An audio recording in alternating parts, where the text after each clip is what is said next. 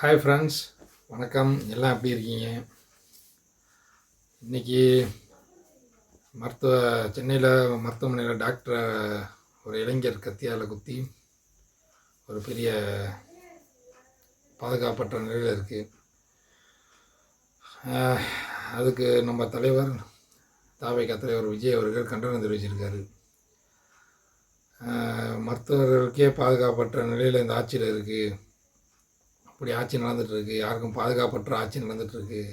பொதுமக்கள், வியாபாரிகள் இவங்களுக்கெல்லாம் எப்படி ஒரு பாதுகாப்பு கிடைக்கும் அப்படின்னு ஒரு கருத்தை பதிவு பண்ணியிருக்காரு. ஆமாம், உண்மைதான். வியாபாரிகள்லாம் கடையை வச்சுக்கிட்டு எல்லாம் வசூல் பண்ண வரேன், அது பண்ண வரேன்னு கடையெல்லாம் அடித்து நொறுக்கிட்டு இருக்காத பல சோசியல் மீடியாவில் பார்த்துட்டு தான் இருக்கோம். நம்ம உண்மையிலே இந்த ஆட்சியில் அதான் நடக்குது. பல இடத்துல ரவுடிசம் தலை வச்சு ஆடுது, கொள்ளை எல்லாம் கற்பழிப்பு எல்லாம் தான் நடக்குது, அதிகமாக தான் இருக்குது. அதுக்கு நம்ம தலைவர் கண்டனம் தெரிவிச்சிருக்காரு. அது கண்டிக்கத்தக்கது தான். உயிரை காப்பாற்றுற மருத்துவர்கள், நம்மளை உயிரை காப்பாற்றுற மருத்துவர்களுக்கு இந்த மாதிரி பொதுமக்களை நம்ம இந்த மாதிரிலாம் பண்ணக்கூடாது, அது தப்பு தான். அவங்களுக்கு உரிய பாதுகாப்பு கொடுக்கணும்.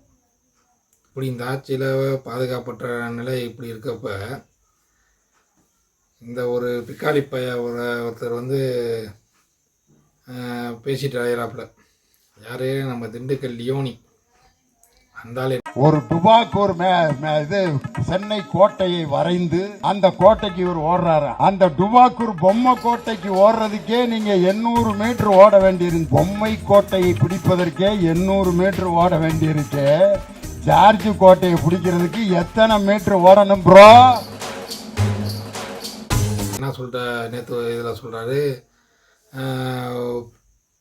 மாநாட்டில் ஜார்ஜ் கோட்டை கட் அவுட்டில் வச்சுருந்தாங்க.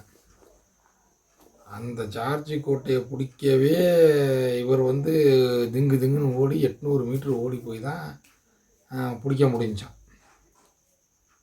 ஏன் ப்ரோ அப்படின்னு சொல்லிட்டு, அப்போ ஒரிஜினல் கோட்டையை பிடிக்கிறதுக்கு நீங்கள் எத்தனை மீட்ரு எத்தனை கிலோமீட்டர் நீங்கள் ஓடணும் அப்படிங்கிறாரு.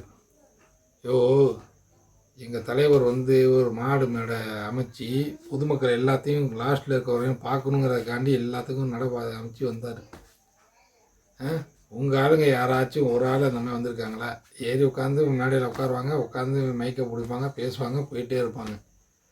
அதை ஒரு நாள் பேச முடிஞ்சா? அப்புறம் அவங்க துங்குன்னு அந்த எல்லாத்தையும் பார்க்க தான் ஓடி வந்தார். துண்டை எடுத்து மேலே போடுறாங்கன்னா எல்லாத்தையுமே எடுத்து மேலே தான் வாங்கி போட்டார். உங்கள் ஆள் மாதிரி கை கொடுக்க வந்தவங்களை நவுறு அப்படின்னு சொல்லி ஒரு விருதுநகரில் அவங்க முதல்ல ஒரு அமுச்சு விட்டார்.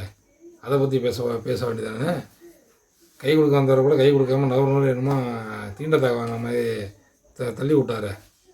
அதை பார்க்க வேண்டியதானே? யார் யார் துண்டோ அந்த துண்டில் அவங்க என்னென்ன வேர்வை எல்லாம் துடைச்சிருப்பாங்க, என்னென்ன பண்ணாங்கன்னு அதெல்லாம் யோசிக்காமல் கையால் எடுத்து தோளில் போட்டார் பாருங்கள். அங்கே நிற்கிறார் எங்கள் தலைவர். இந்த ஒரு இது கூட தெரியாமல் பேசிகிட்டு இருக்கீங்க. உங்கள் கட்சியில் இப்படி நடக்குது, பாதுகாப்பற்ற நிலையில் இருக்குது பொதுமக்களுக்கு, வியாபாரிகளுக்கு, எல்லாத்துக்கும். அதை பற்றி பேச வக்கில்லை. இங்கே எங்களை நோண்ட வந்தீங்க. அந்தளவுக்கு ஒரு 45 நிமிஷம் தான் பேசினார் எங்கள் தளபதி மாநாட்டில். ஆனால் நீங்கள் என்னன்னா 4 லட்சம் மணி நேரம் ஆளுக்கு கதறிட்டு இருக்கீங்க. அவர் சொன்னார் கதற கொஞ்சம் அதிகமாக தான் இருக்குன்னு. கொஞ்சம் இல்லை, ரொம்பவே அதிகமாக இருக்குது. ஆமாம், இது உங்களுக்கெல்லாம் ரீப்ளே கொடுக்கணும் எனக்கு அவசியம் கிடையாது. எங்கள் தளபதி இன்றைக்கி சொல்லிட்டாரு. செய்தி தொடர்பாளர்கள் சோசியல் மீடியாவில் பேசுகிறவங்கன்னா அவங்க எப்படி பேசியிருந்தாலும் நீங்கள் நான் அடக்கி டீசெண்டாக பேசுங்கன்னு சொல்லியிருக்காரு.